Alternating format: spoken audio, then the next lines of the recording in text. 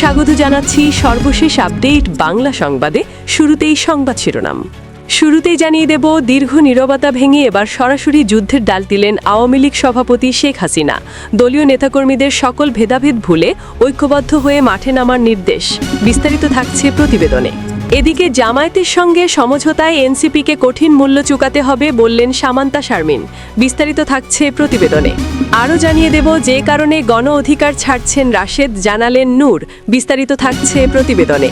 এদিকে জামায়াত জোটে কেন এনসিপি, জানালেন নাহিদ। বিস্তারিত থাকছে প্রতিবেদনে। আরও জানিয়ে দেব, শপথ নিলেন নতুন প্রধান বিচারপতি জুবায়ের রহমান চৌধুরী। বিস্তারিত থাকছে প্রতিবেদনে। এবং সর্বশেষ জানিয়ে দেব, কয়েকজনের পদত্যাগে দলে কোনো প্রভাব পড়বে না, আখতার হোসেন। বিস্তারিত থাকছে প্রতিবেদনে। এতক্ষণ শুনছিলেন সংবাদ শিরোনাম, এবারে বিস্তারিত।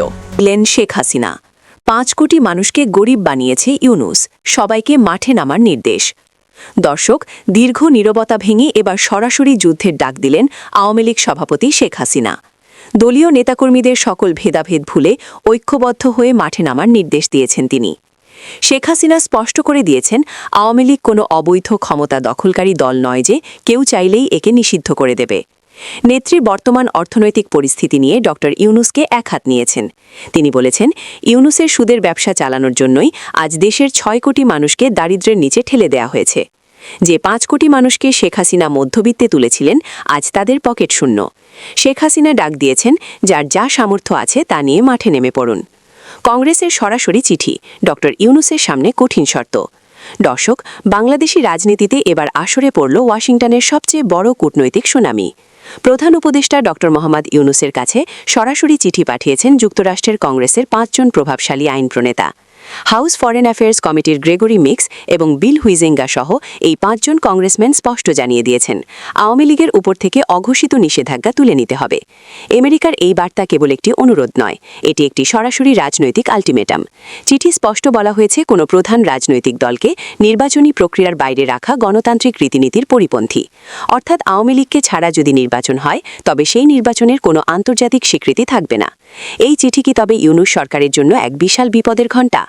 যুক্তরাষ্ট্রের কংগ্রেস সদস্যরা মনে করছেন, আওয়ামী লীগের মতো একটা বিশাল দলকে রাজনৈতিকভাবে নিষিদ্ধ করার চেষ্টা বাংলাদেশকে গভীর মেরুকরণ ও অস্থিরতার দিকে ঠেলে দিবে। এদিকে জামায়াতের সঙ্গে সমঝোতায় এনসিপিকে কঠিন মূল্য চুকাতে হবে বলে মন্তব্য করেছেন জাতীয় নাগরিক পার্টির সিনিয়র যুগ্ম আহ্বায়ক সামান্তা শারমিন। রবিবার সকালে নিজের ফেসবুক প্রোফাইলে দেওয়া এক পোস্টে তিনি এই মন্তব্য করেন।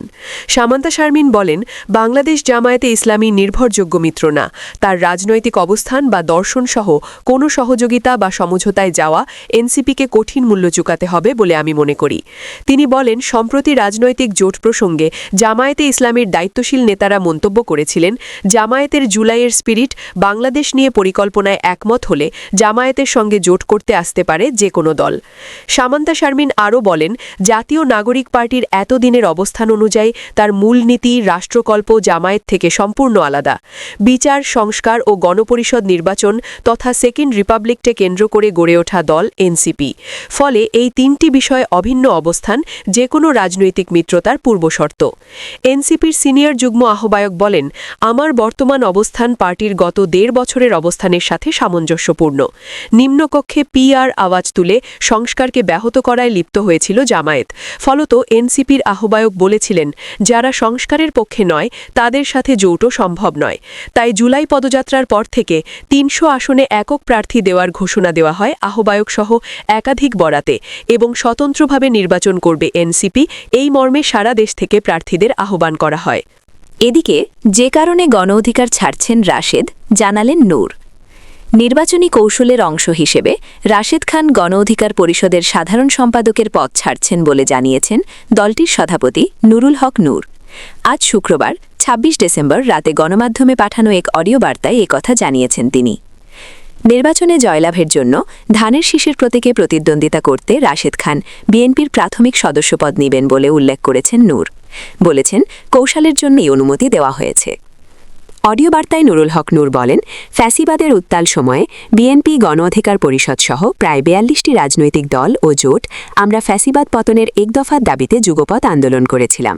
সেই সময় থেকেই আমাদের আলাপ আলোচনা হয়েছিল যে ফ্যাসিবাদ পতন পরবর্তী রাষ্ট্রকে নতুনভাবে গড়ে তোলার লক্ষ্যে আমরা রাষ্ট্র সংস্কার করব। সেই লক্ষ্যে আমরা যারা যুগপৎ আন্দোলন করছি, একসাথে নির্বাচন এবং একসাথে আগামীতে জাতীয় সরকার করব। তিনি বলেন, বর্তমান আর্কিলন রেঠান অনুযায়ী জোট করলেও ভোট করতে হবে নিজের মার্কায়। স্বাভাবিকভাবে সব এলাকায় হয়তো সব মার্কা নিয়ে সবাই জয়লাভ করতে পারবে না। এদিকে জামাত জোটে কেন এনসিপি, জানালেন নাহিদ। গণ অভ্যুত্থান পরবর্তী আকাঙ্ক্ষাকে বাস্তবায়ন করার জন্য বৃহত্তর ঐক্যের স্বার্থে জামায়াত ইসলামের সঙ্গে জোট করেছে জাতীয় নাগরিক পার্টি। রোববার ২৮ ডিসেম্বর রাতে রাজধানীর বাংলা মোটরে অস্থায়ী কার্যালয়ে জরুরি সংবাদ সম্মেলনে একথা বলেন দলটির আহ্বায়ক নাহিদ ইসলাম। নাহিদ ইসলাম বলেন, আসন্ন ত্রয়োদশ জাতীয় সংসদ নির্বাচনে আমরা এককভাবে অংশগ্রহণ করার পরিকল্পনা থাকলেও এখন সেই পরিকল্পনা বাস্তবায়িত হচ্ছে না। শরীফ ওসমান হাদিকে প্রকাশ্যে গুলি করায় প্রেক্ষাপটের পর বাংলাদেশের রাজনৈতিক পরিস্থিতি পরিবর্তন হয়েছে। যারা গণ অভ্যুত্থানে পরাজিত হয়েছে তারা এই জুলাই প্রজন্মকে নিঃশেষ করার জন্য নানাভাবে ষড়যন্ত্র করে যাচ্ছে। এ পরিবর্তিত প্রেক্ষাপটে আধিপত্যবাদী শক্তি যেন গণ অভ্যুত্থান পরবর্তী বাংলাদেশকে ঠেকাতে না পারে, সেজন্য আমরা বাংলাদেশ জামায়াত ইসলামী ও তাদের ৮ দলের জোটের সঙ্গে আমরা একাত্মতা জানিয়েছি। উল্লেখ করে তিনি আরও বলেন, আমরা একত্রে আধিপত্যবাদ, দুর্নীতি, সংস্কার ও বিচার এ সকল বিষয়ে একত্রে কাজ করব। তিনি আরও বলেন, আমরা সোমবার প্রার্থীদের নাম প্রকাশ করব। আগামীকালই আমরা মনোনয়নপত্র জমা দেব। এদিকে শপথ নিলেন নতুন প্রধান বিচারপতি জুবায়ের রহমান চৌধুরী। দেশের ২৬তম প্রধান বিচারপতি হিসেবে শপথ নিয়েছেন বিচারপতি জুবায়ের রহমান চৌধুরী। রবিবার ২৮ ডিসেম্বর সকাল ১০টা ৩০ বঙ্গভবনে আয়োজিত এক অনুষ্ঠানে রাষ্ট্রপতি মোহাম্মদ সাহাবউদ্দিন তাকে শপথবাক্য পাঠ করান। শপথ অনুষ্ঠানে প্রধান উপদেষ্টা ড মোহাম্মদ ইউনুস উপস্থিত ছিলেন। গত ২৩ ডিসেম্বর রাষ্ট্রপতির আদেশক্রমে বিচারপতি জুবায়ের রহমান চৌধুরীকে প্রধান বিচারপতি হিসেবে নিয়োগ দিয়ে প্রজ্ঞাপন জারি করে আইন মন্ত্রণালয়। সংবিধানের ৯৫(১) অনুচ্ছেদের ক্ষমতা বলে রাষ্ট্রপতি তাকে এ নিয়োগ দেন। আজ শপথ গ্রহণের দিন থেকেই তার এ নিয়োগ কার্যকর হবে।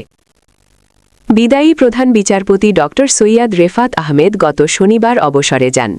এদিন তার চাকরির মেয়াদ ৬৭ বছর পূর্ণ হয়।